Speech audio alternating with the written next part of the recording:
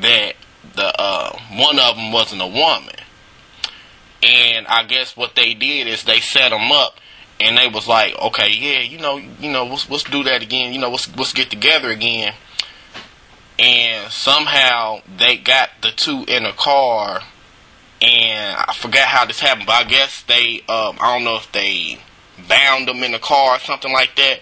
But anyways, they got them in the car, and then they set the car on fire and killed both of them because of that. Because they kind of messed them up so bad that, they sitting up here messing around with this I guess transgender that appeared to be like a woman, and I guess they messed around. They wasn't honest from the get go, and the girl, she was in cahoots. She knew the other girl wasn't transgender, and it's just people do that stuff, and then they want to say, oh yeah, you're gay bashing and you're this, that, and the other. But you know what? You can't always put that stuff on other people. Like you said, everybody doesn't want to get into that stuff, and you need to be honest with people, or you need to put it out there, or go towards people that are into that type of stuff. You know what I'm saying? Yeah. And it's just, you just got to be careful out here. If you are, I don't care if you're gay, bisexual, transgender, you need to let people know what your motives are and what you are, because a lot of times you're going to find yourself in some messed up situations if you don't. One of my friends, that just happened with his cousin. His cousin got away, and his cousin always tried to compete with women, and they were prostituting. And the exact same thing happened. They didn't tell, because his cousin, they'd always been cute. He looked just like a girl, but he didn't tell these guys that was trick. In some kind of way, they found the shit out, or they had got smart out the mouth, and he could tell that. I think he knew one of them was a transgender. Mm-hmm. And I don't know how the shit went wrong, but when they got out the car and they started walking down the street, and the nigga was like, "What you say? You a motherfucking man," chased them down. What? Cut their throats. Woo! Cut his fucking throat. I'm telling you, it was some vicious shit. And I'm just like, wow. He said he was trying to run. He didn't realize his throat was cut. He just knew he was losing oxygen. He was trying to grab it. Because I guess it was that bad. So, but most of them, they're pretty honest. A lot of them feel that they are. But, and they are now competing with women. And a lot of them that have gotten really good work done and surgery and stuff really look like good-looking women. Yeah, but a lot. I think we have an option. Yeah, and a lot of, you believe it or not, there are more men than what you think that are into that. Like they like that. And I think there was an interview.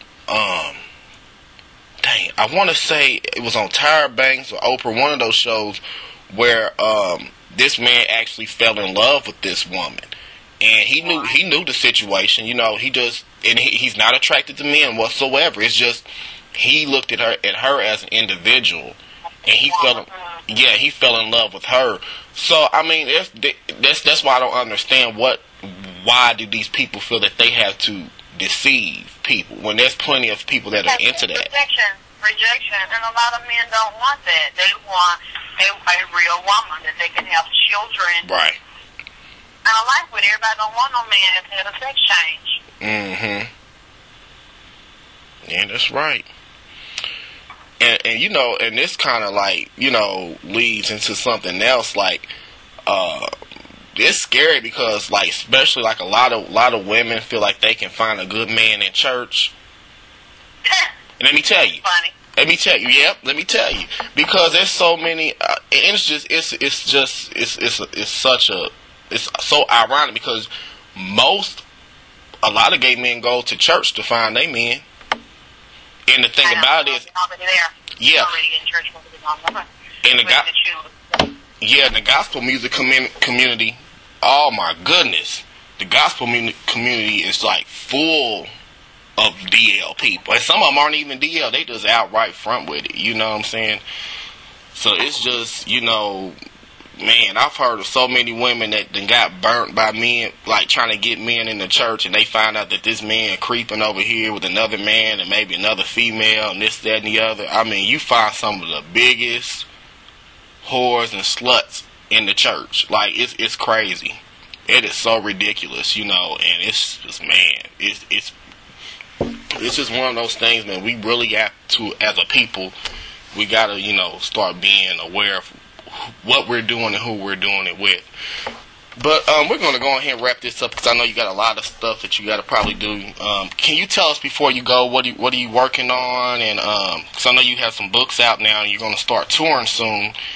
Can you let us know about that and how people can reach you if they have any questions or if they want to purchase some of your material online? Yeah, like I said, I do spiritual readings. I do them on the phone, so it doesn't matter where you are in the world. I can do those readings and spiritual consultations and intuitive life coaching on the phone. I have my new book, my CD book, Vagina Healing with Your Man.